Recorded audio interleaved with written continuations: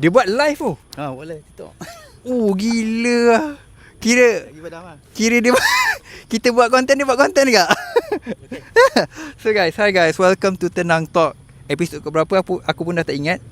So kita shoot benda ni dalam bulan puasa. So masa ni lah kita free malam kan. So tapi memang Tenang Talk tiap-tiap kali shoot memang malam je. Sebab aku pun kerja kan. So macam biasa lah, macam episod-episod lepas aku explain kat guest aku, podcast ni kita nak cerita pasal career growth lah. Daripada mana asal start apa semua kan. Sebab kita, apa point kita buat podcast ni, kita nak orang tengok, orang faham. Orang faham. Dan kalau orang nak follow kerja guest aku ni, apa path yang dia patut ikut. Gitu. So abang modal ni, by the way ni abang modal. Aku kenal dia masa aku belajar shoot.